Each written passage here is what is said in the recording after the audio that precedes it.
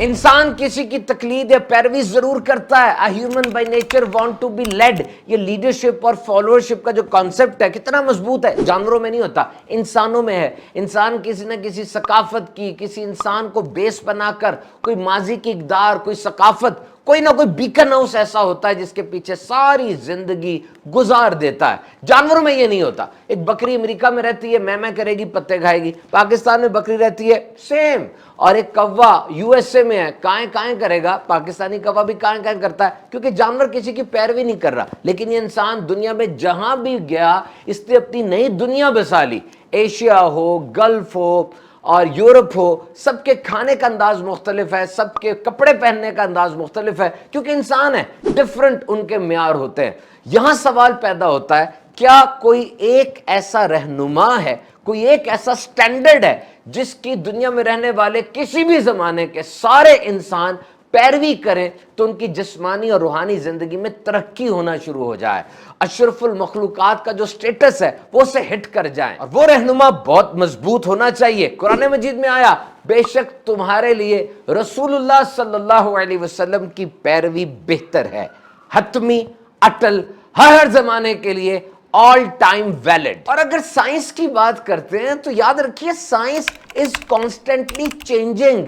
Science बदल रही है, एक रात कुछ और होती है, दिन में कुछ और हो जाती है, और ये बुरी बात नहीं है। This is the beauty of science, but it has still to reach at a conclusive level. Science में हाइपोथेसिस होता है, मफरूजा बनाया जाता है, फिर मुख्तलिफ ट्रायल एंड एरर, एक सिस्टम, एक प्रोसेस के बाद, डिफरेंट एक्सपेरिमेंटेशन के बाद वो हाइपोथेसिस थियरी बनती है, और वो थियरी एक खास अरसे के बाद लॉ बन जाता है, और वो लॉ भी टूट जाता है क्योंकि नई एक्सपेरिमेंटेशन होती है, नए लोग आते हैं, नया फोकस होता है। और ये कोई बुरी बात नहीं है, कोई चीज नई इजाद हो तो ये सेलिब्रेशन है, ये खुशी मनाई जाती है, ये कोई डिजास्टर या डिसरे नहीं होता। 5000 अद्वियात जिन पे तजर्बात शुरू किए जाते हैं ना, सिर्फ 5 ह्यूमन ट्रायल तक पहुंचती हैं, यानी इंसानों पे तजर्बात सिर्फ 5 दवाइयों का किया जाएगा। शुरू बात 5000 से हुई थी, लेकिन अब फाइजर ने और सनोफी एवेंटिस ने IBM गूगल के साथ मैचअप किया है, आर्टिफिशियल इंटेलिजेंस के जरिए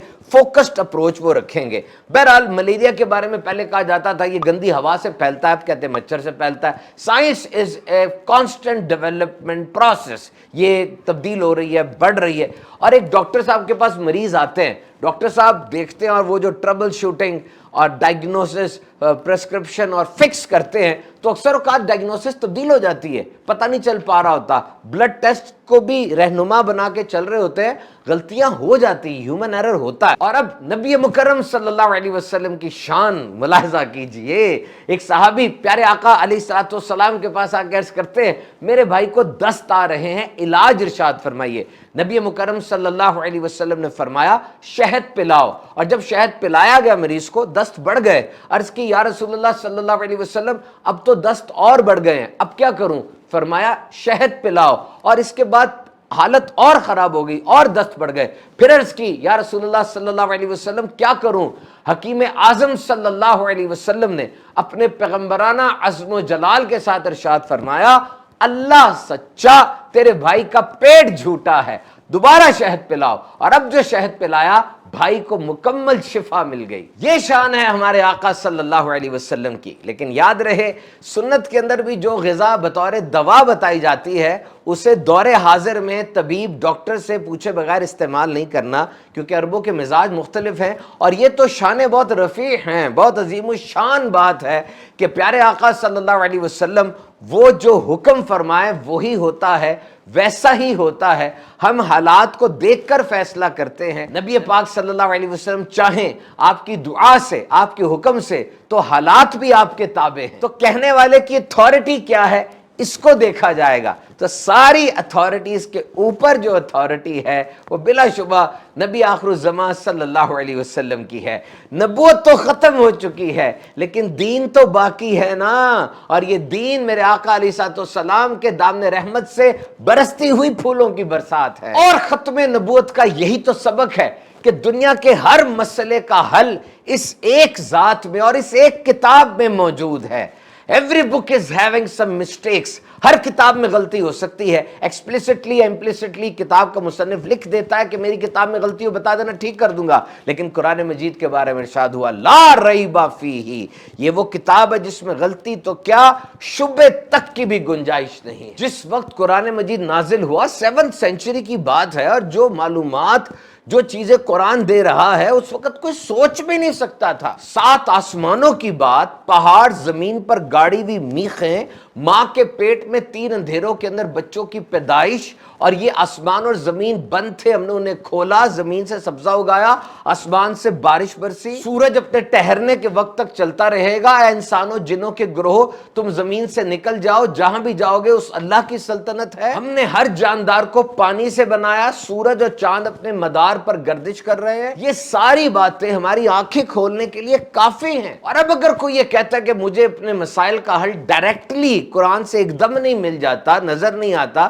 تو دیکھیے میڈیکل سائنس کی کتاب ہوتی ہے بیسک اناٹمی کی، آپ وہ کتاب ایک میڈیکل اسٹوڈنٹ کو دیں جو بھی کالج میں پڑھ رہا ہے، وہ اپنے علم کے مطابق اس کتاب سے سیکھے گا۔ اگر وہی کتاب آپ سینئر رجسٹرار کو، اسسٹنٹ پروفیسر کو، فل پروفیسر کو، پورے ہسپتال کے سب سے بڑے ڈین ڈاکٹر کو دیں گے، وہ اپنی صلاحیت کے مطابق اس کتاب سے سیکھے گا۔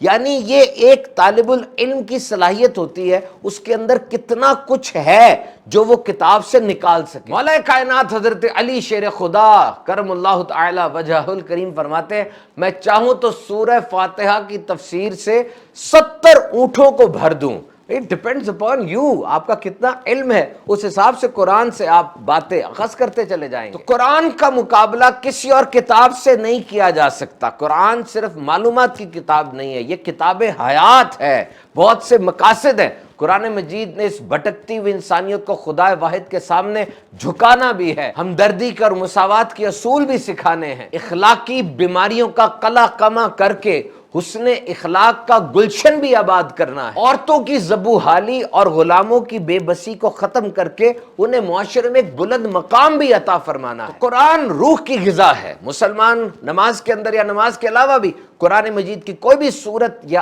آیت پڑھے، یہ اس کے لیے روح کی غذا ہے۔ تو اسلام اور سائنس، بلا شبہ سائنس بہت اہم ہے، آج سائنس نے بہت سے کمالات کیے، ڈیوریبلٹیز، لگژریز کی ایک لسٹ ہے جو سائنس نے آج ہمیں دی، لیکن اگر سائنس کا اختلاف رکھتی ہے تو اس کا مطلب یہ ہے کہ سائنس میں مزید ریسرچ کی، مزید تحقیق کی ضرورت ہے، اور اس تحقیق کا کمال یہی ہوگا کہ سائنس اسلام کے تابع ہو جاتی ہے، اور اسلام سائنس کے یقیناً اوپر ہے اور ہمیشہ اوپر رہے گا۔ پڑھتے رہیے، سمجھتے رہیے، قرآن مجید پڑھیے اور سنت نبوی سے بھی رہنمائی حاصل کرتے رہیے۔